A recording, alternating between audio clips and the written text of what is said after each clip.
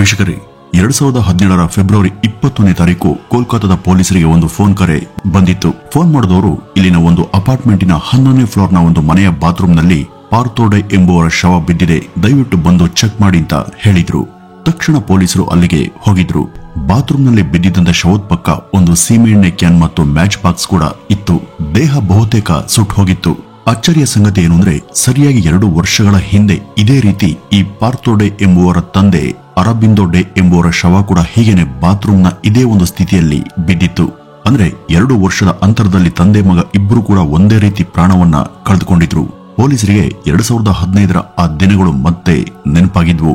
ಅವತ್ತು Robinson sweet house number 3ರಲ್ಲಿ ನಡೆದಂತ ಭಯಾನಕ ಘಟನೆಯನ್ನು ಅವರು ಮರೆಯೋದಿಕ್ಕೆ ಸಾಧ್ಯನೇ ಇರಲಿಲ್ಲ. ಅವತ್ತು ಎಲ್ಲಾ ಮೀಡಿಯಾಗಳು ಕೂಡ ಆ ಮನೆ ಕುರಿತು ಕೋಲ್ಕತ್ತಾ ಹೌಸ್ ಆಫ್ ಹಾರರ್ ಎಂಬ ಒಂದು ಟೈಟಲ್ ಅನ್ನು ಹಾಕಿ ದಿನವಿಡೀ ಸುದ್ದಿಯನ್ನ ಪ್ರಸಾರ ಮಾಡ್ತಿದ್ವು. 2015 ಜೂನ್ 10ನೇ ತಾರೀಕು ಕೋಲ್ಕತ್ತಾದ ರಾಬಿನ್ಸನ್ ಸ್ವೀಟ್ ಹೌಸ್ ನಂಬರ್ 3ರಲ್ಲಿ ಡೇ ಕುಟುಂಬದ 2 ಸಹೋದರರು ತಮ್ಮ ಕುಟುಂಬದೊಂದಿಗೆ ವಾಸ ಮಾಡ್ತಿದ್ರು. ಈ ಒಂದು ಮನೆಯ ಕಿಟಕಿಯಿಂದ ಭಾರಿ ಹೊಗೆ ಬರತೊಡಗಿತ್ತು. ಮನೆಯಲ್ಲಿ ಯಾರು ಕೂಡ ಇರ್ಲಿಕ್ಕಿಲ್ಲ ಅಂತ ತಿಳಿದಂತ ಅಕ್ಕಪಕ್ಕದವರು ಫೈರ್ ಸ್ಟೇಷನ್ಗೆ ಕರೆ ಮಾಡಿದ್ರು. ಅಲ್ಲಿಗೆ ಬಂದಂತ ಅಗ್ನಿಶಾಮಕ ದಳದವರು ಯಾವುದಕ್ಕೂ ನೋಡೋಣ ಅಂತ ಬಾಗ್ಲನ್ನ ನೂಕಿದ್ರು. ಅದು ಒಳಗಿಂದ ಲಾಕ್ ಆಗಿತ್ತು. ಡೋರ್ ಬೆಲ್ ಅನ್ನ ಮಾಡಿದಾಗ ಅಚ್ಚರಿ ಎಂಬಂತೆ ಸುಮಾರು 45 ವರ್ಷದ ಒಬ್ಬ ವ್ಯಕ್ತಿ ಏನು ಕೂಡ ಆಗೇ ಇಲ್ಲ ಎಂಬಂತೆ ಬಂದು ಬಾಗಿಲನ್ನ ತೆಗೆದಿದ್ದ. ಇನ್ನು ಆ ವ್ಯಕ್ತಿ ತುಂಬಾ ದಿನದಿಂದ ಮನೆಯನ್ನ ಬಿಟ್ಟು ಹೊರಗಡೆ ಬಂದೇ ಇಲ್ಲ ಎನ್ನುವ ರೀತಿ ಕಾಣ್ತಿದ್ದ. ಕುಳಿತಲ್ಲೇ ಕುಳಿತು ದಪ್ಪಗೆ ಊದ್ಕೊಂಡಿದಂತ ಅವನು ಸಾಕಷ್ಟು ಅನಾರೋಗ್ಯ ಪೀಡಿತನ ಹಾಗೆ ಕಾಣಿಸ್ತಿದ್ದ. ಆದ್ರೆ ಅದನ್ನೆಲ್ಲ ಗಮನಿಸುವಂತ ಮೊದಲೇ ಮನೆಯಿಂದ ಗಬ್ಬು ವಾಸನೆ ಅಗ್ನಿಶಾಮಕ ದಳದವ್ರ ಮೂಗ್ಗೆ ರಾಚಿತ್ತು. ಆ ವ್ಯಕ್ತಿಯನ್ನ ಹೊರಗಡೆ ಎಳೆದುಹಾಕಿ ಅವರು ಮನೆ ಒಳಗೆ ಹೋಗ್ತಾರೆ. ಹೊಗೆ ಮನೆಯ ಬಾತ್ರೂಮ್ನಿಂದ ಬರ್ತಿತ್ತು. ಹೀಗಾಗಿ ಅಲ್ಲಿ ಹೋಗಿ ನೋಡಿದ್ರೆ ಬಾಗಿಲು ಒಳಗಿಂದ ಲಾಕ್ ಆಗಿತ್ತು. ಆಗ ಬಾಗಿಲನ್ನ ಒದ್ದು ಮುರಿದಂತ ಫೈರ್ ಗ್ರೇಡ್ನವ್ರಿಗೆ ಅಲ್ಲಿ ಭಯಾನಕ ದೃಶ್ಯ ಕಾಣಿಸಿತ್ತು. ಒಬ್ಬ ವ್ಯಕ್ತಿ ದೇಹ ಬೆಂಕಿಯಲ್ಲಿ ಬೆಂದು ಹೋಗ್ತಿತ್ತು. ಬಾತ್ರೂಮ್ನ ಖಾಲಿ ಟಬ್ನಲ್ಲಿ ಬಿದ್ದಿದ್ದಂತ ಅವನ ದೇಹ ಬಹುತೇಕ ಸುಟ್ಟು ಹೋಗಿತ್ತು. ಮೃತ ದೇಹದ ಹತ್ರ ಒಂದು ಸೀಮೆಎಣ್ಣೆ ಡಬ್ಬ ಮತ್ತು ಮ್ಯಾಚ್ ಬಾಕ್ಸ್ ಇತ್ತು. ಜೊತೆಗೆ ನನ್ನ ಈ ಒಂದು ಪರಿಸ್ಥಿತಿಗೆ ಯಾರು ಕೂಡ ಕಾರಣ ಅಲ್ಲ, ಲವ್ ಯು ಸನ್ ಅಂತ ಬರೆದಂತ ಚೀಟಿ ಬಾತ್ರೂಮ್ನಲ್ಲಿ ಸಿಕ್ಕಿತ್ತು. ಆ ಒಂದು ಶವ ಅರಬಿಂದೋ ಡೇ ಅವರದು ಆಗಿತ್ತು. ಇನ್ನು ಆ ಮನೆಯ ಬಾಗಿಲನ್ನ ತೆಗೆದಂತ ವ್ಯಕ್ತಿ ಆ ಅರಬಿಂದೋ ಡೇ ಅವರ ಚಿಕ್ಕ ಮಗ ಪಾರ್ಥೋಡೆ. ವೀಕ್ಷಕರೇ, ಈ ಅರಬಿಂದೋ ಡೇ ಅಷ್ಟು ಸಂಕಟಭರಿತ ಸಾವನ್ನ ಯಾಕೆ ತಂದ್ಕೊಂಡ್ರು, ಮತ್ತೆ ಮನೆಯಲ್ಲಿಯೇ ಇದ್ದಂತ ಅವರ ಮಗ ಪಾರ್ಥೋಡೆ ಅವರನ್ನ ಉಳಿಸ್ಕೊಳ್ಳೋದಕ್ಕೆ ಯಾಕೆ ಪ್ರಯತ್ನ ಮಾಡಲಿಲ್ಲ ಎಂಬುದು ಎಲ್ಲರ ಪ್ರಶ್ನೆಯಾಗಿತ್ತು. ಇದೆಲ್ಲ ತಿಳಿಯಲು ನಾವು ಸ್ವಲ್ಪ ಹಿಂದೆ ಹೋಗ್ಬೇಕು. ವೀಕ್ಷಕರೇ, 1989ರಲ್ಲಿ ಅರಬಿಂದೋ ಡೇ ಮತ್ತು ಪತ್ನಿ ಆರತಿ ಹಾಗೂ ಮಕ್ಕಳಾದಂತ ಪಾರ್ಥೋಡೆ ಮತ್ತು ದೇಬಜಾನಿ ಡೇ ಅವರೊಂದಿಗೆ ಕೋಲ್ಕತ್ತಾಗೆ ಶಿಫ್ಟ್ ಆಗ್ತಾರೆ. ಇದಕ್ಕೂ ಮೊದಲು ಅವರು ಬೆಂಗಳೂರಲ್ಲಿ ವಾಸ ಮಾಡ್ತಿದ್ರು. ರಿಟೈರ್ ಆದ್ಮೇಲೆ ತಮ್ಮ ಪೂರ್ವಜರ ಮನೆಯಾದಂತ ಕೋಲ್ಕತ್ತಾದ ಈ ರಾಬಿನ್ಸನ್ ಸ್ವೀಟ್ ಹೌಸ್ಗೆ ಬಂದಿದ್ರು. ಅದು ಸಾಮಾನ್ಯ ಮನೆಯಾಗಿರಲಿಲ್ಲ. ಪ್ರತಿಷ್ಠಿತ ಏರಿಯಾದಲ್ಲಿದ್ದಂತ 3 ಅಂತಸ್ತಿನ ಆ ಒಂದು ಮನೆಯನ್ನ ದುಬಾರಿ ಬೆಲೆಗೆ ಬ್ರಿಟಿಷರಿಂದ ಖರೀದಿ ಮಾಡಲಾಗಿತ್ತು. ಭಾರಿ ಬೆಲೆಯನ್ನು ಬಾಳುವಂತ ಅಂತ ಒಂದು ಆಸ್ತಿ ಇರುವಾಗ ವಿವಾದ ಕೂಡ ಸಾಮಾನ್ಯ. ಹೀಗೇನೆ ಅರಬಿಂದೋ ಡೇ ಮತ್ತು ಅವರ ಸಹೋದರ ಅರುಣ್ ಡೇ ಮಧ್ಯ ಕೂಡ ಆ ಬಂಗಲೆ ಕುರಿತು ಜಗಳ ಇತ್ತು. ಈ ಒಂದು ಕಾರಣದಿಂದನೇ ಆ ಒಂದು ಮನೆಯ ವಿವಿಧ ಫ್ಲೋರ್ಗಳಲ್ಲಿ ಒಬ್ರಿಗೊಬ್ರು ಮುಖಾಮುಖಿಯಾಗದೆ ಆ 2 ಪರಿವಾರ ವಾಸಿಸ್ತಿತ್ತು. ಅರಬಿಂದೋರವರ ಪತ್ನಿ ಒಳ್ಳೆ ಹೆಣ್ಮಗಳಾಗಿದ್ಲು. ಗಂಡ ಮತ್ತು ಮಕ್ಕಳನ್ನ ತುಂಬಾ ಚೆನ್ನಾಗಿ ನೋಡ್ಕೊಳ್ತಿದ್ರು. ಆದ್ರೆ ಅವರ ಸಮಸ್ಯೆ ಏನು ಅಂದ್ರೆ, ಅವರು ತಮ್ಮ ಮಕ್ಕಳನ್ನ ಚಿಕ್ಕಂದಿನಿಂದಲೂ ಕೂಡ ಹೊರಗೆಲ್ಲೂ ಬಿಡ್ತಿರ್ಲಿಲ್ಲ. ಅವರು ಯಾರ ಸ್ನೇಹವನ್ನು ಕೂಡ ಮಾಡುವ ಹಾಗೆ ಇರ್ಲಿಲ್ಲ. ಸ್ಕೂಲ್ನಲ್ಲೂ ಕೂಡ ಅವರಿಗೆ ಯಾರು ಸ್ನೇಹಿತರಿರ್ಲಿಲ್ಲ. ಹೀಗಾಗಿ ಅಕ್ಕ ತಮ್ಮ ಬೇರೆಯವರ ಸಂಪರ್ಕ ಇಲ್ಲದೆ ತಾವೇ ಅಕ್ಕ ತಮ್ಮ ಒಬ್ಬರಿಗೊಬ್ರು ಸ್ನೇಹಿತರಂತಿದ್ರು. ಎಲ್ಲ ಸಂಗತಿಗಳನ್ನ ಪರಸ್ಪರ ಹಂಚ್ಕೊಳ್ತಿದ್ರು. ಬರ್ತಾ ಬರ್ತಾ ಒಬ್ರಿಗೊಬ್ರು ಎಷ್ಟು ಡಿಪೆಂಡೆಂಟ್ ಆದ್ರು ಅಂದ್ರೆ ಅವ್ರಿಗೆ ಈ ಭೂಮಿ ಮೇಲೆ ಇರುವಂತ ಇತರರನ್ನ ಮಾತಾಡಿಸ್ಬೇಕು ಅಂತ ಅನ್ನಿಸ್ತೇ ಇಲ್ಲ.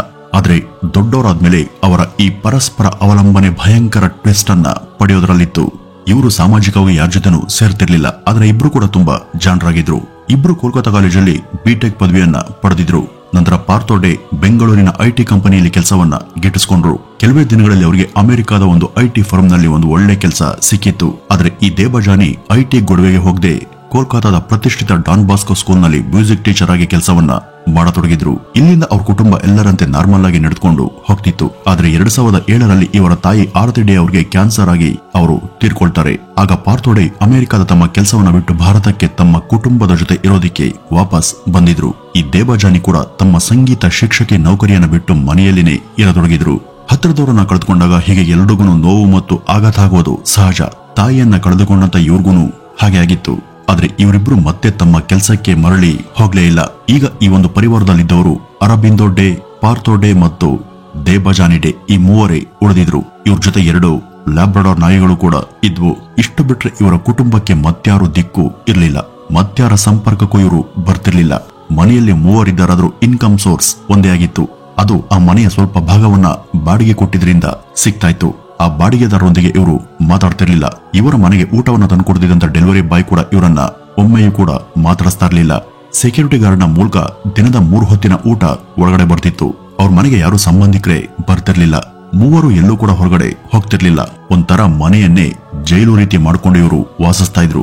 ವೀಕ್ಷಕರೇ, ಅವತ್ತು 2015 ಜೂನ್ 10ನೇ ತಾರೀಕು ಅವರ ಮನೆ ಕಿಟಕಿಯಿಂದ ಹೊಗೆ ಬರ್ತಾ ಇತ್ತು. ಇದನ್ನು ಗಮನಿಸಿದಂತ ಅಕ್ಕಪಕ್ಕದವರು ಈ ಒಂದು ಸುದ್ದಿಯನ್ನ ಅಗ್ನಿಶಾಮಕ ದಳದವರು ಮತ್ತು ಪೊಲೀಸರಿಗೆ ಅಲ್ಲಿಯವರು ಮುಟ್ಟಿಸಿದ್ರು. ಆಗ ಸ್ವಲ್ಪ ಹೊತ್ತಲ್ಲೇ ಅಗ್ನಿಶಾಮಕ ದಳದವರು ಮತ್ತು ಪೊಲೀಸರು ಆ ಮನೆ ಬಳಿ ಬಂದಿದ್ರು. ಆ ಮನೆಯ ಒಳ ಹೋಗಿ ನೋಡಿದಾಗ ಪೊಲೀಸರಿಗೆ ಒಂಥರ ಯಾವುದೋ ಪಾಳು ಬಿದ್ದಂತ ಮನೆ ರೀತಿ ಅನಿಸ್ತಾ ಇತ್ತು. ಮನೆಯಲ್ಲಿ ಯಾವತ್ತೂ ಕೂಡ ಕಸವನ್ನ ಗುಡಿಸ್ತಂತ ಸುಳುವೆಯಲ್ಲಿ ಇರ್ಲಿಲ್ಲ. ಕಿಟಕಿಗಳೆಲ್ಲ ಬಂದ್ ಮಾಡಿ ಪರದೆಯನ್ನ ಹಾಕಲಾಗಿತ್ತು. ಇಡೀ ಮನೆ ಕತ್ತಲುಗೋದಿತ್ತು. ಸೂರ್ಯನ ಕಿರಣಗಳಿಗೆ ಆ ಮನೆಯೊಳಗೆ ಪ್ರವೇಶನೇ ಇರಲಿಲ್ಲ. ಮನೆ ತುಂಬಾ ಸಾಮಾನುಗಳು, ಬುಕ್ಗಳು ಎಲ್ಲಂದರಲ್ಲಿ ಹರಡಿದ್ವು. ಚಿಕ್ಕ ಚಿಕ್ಕ ಕಾಗದದ ತುಂಡುಗಳು ಮನೆಯ ತುಂಬಾ ಹಾಗೂ ಸಂಧಿ ಗೊಂದಿಯಲ್ಲೆಲ್ಲ ತುಂಬಿದ್ವು. ಆದ್ರೆ ಆ ಮನೆಯ ಒಂದು ಕೋಣೆಯಲ್ಲಿ ಮಹಿಳೆಯೊಬ್ಬಳು ಹಾಡ್ತಿರುವಂತ ಸದ್ದು ಮೆಲ್ಲಗೆ ಕೇಳಿಸ್ತಾ ಇತ್ತು. ಅಷ್ಟೊತ್ತಿಗೆ ಮನೆಯೊಳಗಿಂದ ಬಂದಂತ ಪಾರ್ಥೋಡೆ ಒಂದು ಕಡೆ ನಿಲ್ದೆ ಅತ್ತಿತ್ತ ಸುಳಿದಾಡ್ತಿದ್ದಂತ ಪೊಲೀಸರು ಕೇಳದಂತ ಯಾವುದೇ ಪ್ರಶ್ನೆಗೆ ಆತ ಸರಿಯಾಗಿ ಉತ್ತರಿಸದೆ ಓಡಾಡ್ತಾನಿದ್ದ. ತಮ್ಮ ಮನೆಯಲ್ಲಿ ಅಷ್ಟು ಜನ ಇರೋದನ್ನ ನೋಡಿ ಅವನಿಗೆ ಮೈ ಮೇಲೆ ಚೇಳ್ಬಿಟ್ಟ ಹಾಗೆ ಆಗಿತ್ತು. ಹೊರಗಡೆ ಜನರ ದಂಡೆ ಸೇರಿತ್ತು. ಅವ್ರ ಮನಸ್ಸಲ್ಲಿ ಈ ಅರಬಿಂದೋ ಡೇಗೆ 2 ಮಕ್ಕಳಿದ್ದಾರಲ್ವಾ, ಹಾಗಾದ್ರೆ ಇನ್ನೊಬ್ರೆಲ್ಲಿಂತ ಪ್ರಶ್ನೆ ಮೂಡಿತ್ತು. ಈ ಒಂದು ಪ್ರಶ್ನೆ ಪೊಲೀಸರಲ್ಲೂ ಕೂಡ ಉದ್ಭವಿಸಿ ಈ ಪಾರ್ಥೋವನ್ನ ಪೊಲೀಸ್ ಠಾಣೆಗೆ ಕರೆದುಕೊಂಡು ಬಂದು ನಿಮ್ಮಕ್ಕ ಎಲ್ಲಿಂತ ಕೇಳಿದ್ರು. ಆಗ ಆತ ನಮ್ಮಕ್ಕ ಎಲ್ಲೂ ಹೋಗಿಲ್ಲ, ಮನೆಯಲ್ಲೇ ಇದ್ದಾಳಿಂತ ಹೇಳಿದ್ದ. ಇದನ್ನ ಕೇಳಿದ ತಕ್ಷಣ ಪೊಲೀಸರು ತಕ್ಷಣ ಮನೆ ಬಳಿ ಹೋಗಿ ಆ ಮನೆಯನ್ನೆಲ್ಲ ಹುಡುಕಾಡಿದ್ರು. ಆ ಒಂದು ಮನೆಯಲ್ಲಿ ಒಂದು ವಿಚಿತ್ರವಾದಂತ ವಾಸನೆ ಹರಡಿತು. ಜೊತೆಗೆ ಮೆಲ್ಲಗೆ ಒಂದು ಹಾಡ್ ಬೇರೆ ಕೇಳ್ತಿತ್ತು. ಬಾತ್ರೂಮ್ನಲ್ಲಂತೂ ಬೆಂಕಿ ತಗುಲಿ ಸುಟ್ಟಿತ್ತು. ಉಳಿದ ಮನೆ ಕೂಡ ಅಸ್ತವ್ಯಸ್ತವಾಗಿತ್ತು. ಎಲ್ಲ ಕೋಣೆಗಳು ಕೂಡ ಓಪನ್ ಇದ್ವು. ಬುಕ್, ಲ್ಯಾಪ್ಟಾಪ್ ಹೀಗೆ ಎಲ್ಲವೂ ಕೂಡ ಹಾಗೇನೆ ಬಿದ್ದಿದ್ವು. ಆದ್ರೆ ಒಂದು ಕೋಣೆ ಮಾತ್ರ ಲಾಕ್ ಆಗಿತ್ತು. ಅದನ್ನ ಮುರಿದು ಒಳಬಂದಂತ ಪೊಲೀಸರಿಗೆ ನಿಜಕ್ಕೂ ಅಚ್ಚರಿಯಾಗಿತ್ತು. ಏಕೆಂದ್ರೆ ಅದು ಮನೆಯ ಉಳಿದ ರೂಮ್ಗಳಂತೆ ಇರದೆ ಪೂರ್ತಿ ಸ್ವಚ್ಛವಾಗಿತ್ತು. ಅಲ್ಲಿ ಪ್ರತಿದಿನ ಕ್ಲೀನ್ ಮಾಡಿ ಶುಚಿತ್ವವನ್ನ ಕಾಯ್ದುಕೊಳ್ಳಲಾಗಿತ್ತು. ಆ ಒಂದು ರೂಮ್ ನಲ್ಲಿ ಒಂದು ಬೆಡ್ ಇತ್ತು.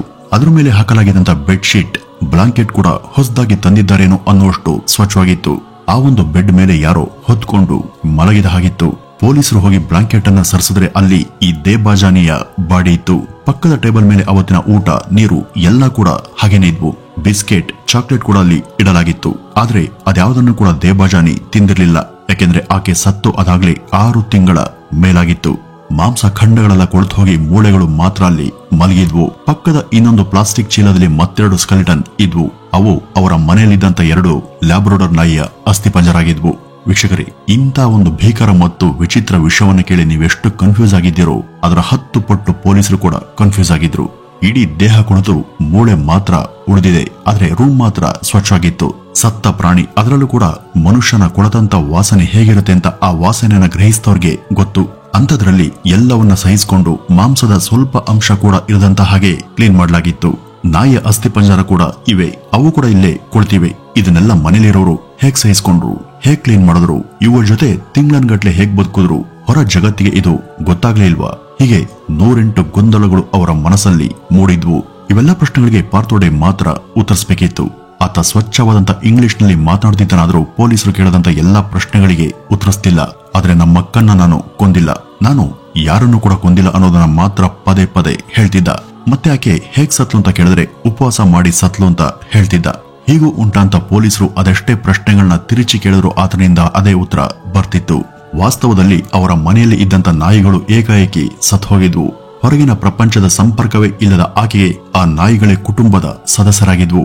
ಮೊದಲು ತಾಯಿ, ನಂತರ ನಾಯಿಗಳು ಸತ್ತಾಗ ದೇಬಾಜಾನಿ ಸಾಕಷ್ಟು ನೋವನ್ನ ಅನುಭವಿಸಿದ್ಲು. ಇದಕ್ಕೆಲ್ಲ ಪರಿಹಾರ ಅಂದ್ರೆ ನಾನು ಉಪವಾಸ ಇರಬೇಕು ಅಂತ ನಿರ್ಧರಿಸಿ ಊಟವನ್ನ ಬಿಟ್ಟಿದ್ಲು. ಹಲವು ಧರ್ಮದ ಬುಕ್ಸ್ ಅನ್ನ ಓದ್ತಾ, ಧರ್ಮ ಗುರುಗಳನ್ನ ಫಾಲೋ ಮಾಡ್ತಾ ಪೂರ್ತಿ ದೈವಿಕಳಾಗ್ಬಿಟ್ಟಿದ್ಲು. ವಿಶೇಷವಾಗಿ ಜಾಯ್ಸ್ ಮೇಯರ್ ಎಂಬ ರಿಲಿಜಿಯಸ್ ಸ್ಪೀಕರ್ ಅವರ ಮಾತುಗಳಿಗೆ ಬಹಳ ಮಹತ್ವವನ್ನ ಕೊಡ್ತಿದ್ಲು. ಆಕೆಯ ಚಾಂಟಿಂಗ್ ಅನ್ನ ಇಡೀ ದಿನ ಕೇಳ್ತಾ ಇದ್ಲು. ಅರಬಿಂದೋ ಡೇ ಸತ್ತಾಗ ಮನೆಗೆ ಹೋದಂತ ಪೊಲೀಸರಿಗೆ ಮತ್ತು ಅಗ್ನಿಶಾಮಕ ದಳದವರಿಗೆ ಇದೇ ಚಾಂಟಿಂಗ್ ಸದ್ದು ಕೇಳ್ತಾ ಇತ್ತು. ಇಡೀ ಮನೆಯ ಎಲ್ಲಾ ಕೋಣೆಯ ಮೂಲೆ ಮೂಲೆಗಳಲ್ಲಿ ಸ್ಪೀಕರ್ ಅನ್ನು ಅಳವಡಿಸಿ ಆ ಒಂದು ಹಾಡನ್ನ ದಿನದ 24 ಗಂಟೆ ಕೂಡ ಸಣ್ಣದಾಗಿ ಪ್ಲೇ ಮಾಡಲಾಗ್ತಿತ್ತು. ವಾಸ್ತವದಲ್ಲಿ ಆ ಮನೆಯಲ್ಲಿ ಸಾಕಷ್ಟು ಸಮಸ್ಯೆಗಳಿವೆ. ಈ ಒಂದು ಕಾರಣಕ್ಕೆ ನಮ್ಮ ತಾಯಿ ಸತ್ತಿದ್ದಾರೆ, ನಮ್ಮ ನಾಯಿಗಳು ಕೂಡ ಸತ್ತಿವೆ.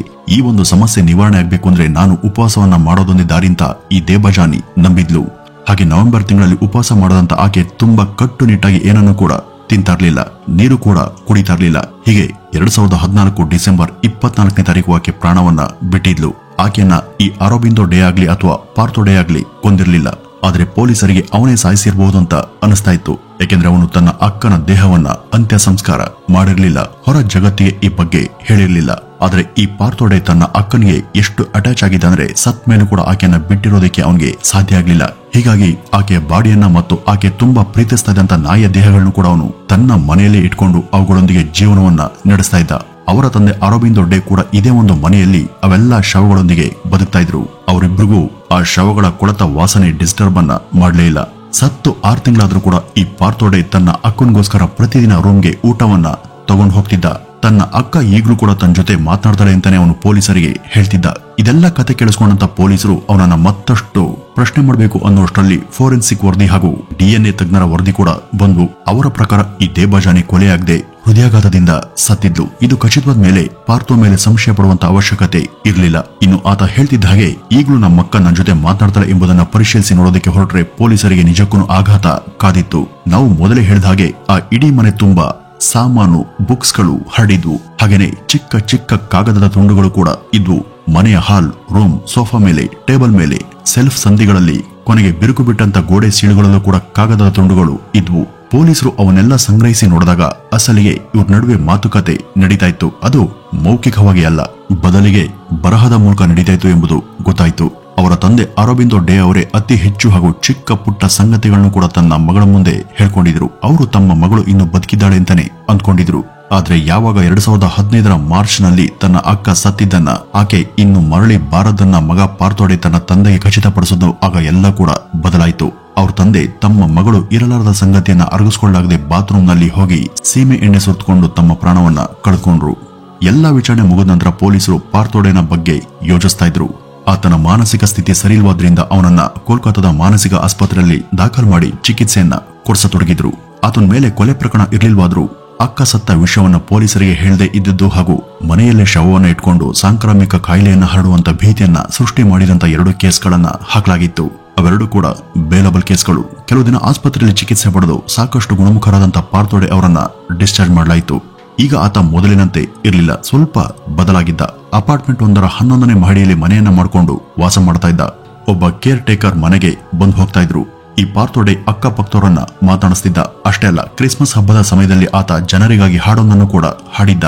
ಸಾಧ್ಯವಾದಷ್ಟು ಸಾಮಾಜಿಕವಾಗಿ ಬೆರೆಯೋದಿಕ್ಕೆ ಪ್ರಯತ್ನ ಮಾಡ್ತಿದ್ದ. ಆದ್ರೆ 2017 ಫೆಬ್ರವರಿ 21ನೇ ತಾರೀಕು ಅದೇನಾಯ್ತು, ಏಕಾಏಕಿ ತಮ್ಮ ತಂದೆ ಹಾಗೆ ಬಾತ್ರೂಮ್ ನಲ್ಲಿ ಸೀಮೆ ಎಣ್ಣೆನ ಸುರಿದುಕೊಂಡು ಅದೇ ರೀತಿ ಪ್ರಾಣವನ್ನ ಬಿಟ್ಟಿದ್ದ. ಮನೆಗೆ ಬಂದು ನೋಡಿದಂತ ಪೊಲೀಸರಿಗೆ ಹಳೆಯದೆಲ್ಲ ನೆನ್ಪಾಯ್ತು. ವೀಕ್ಷಕರೇ, ಈಗ ಉಳಿಯುವಂತ ಪ್ರಶ್ನೆ ಏನಂದ್ರೆ, ಇಂಥವರು ಕೂಡ ಈ ಭೂಮಿ ಮೇಲೆ ಇದ್ದಾರಾ ಅಂತ. ಅಕ್ಕನನ್ನ ಇಷ್ಟೊಂದು ಹಚ್ಕೊಂಡಂತ ಸಹೋದರ, ಮಗಳೊಂದಿಗೆ ಇಷ್ಟೊಂದು ಅಟ್ಯಾಚ್ ಇರುವಂತ ತಂದೆ ಕೂಡ ಇರ್ತಾರ.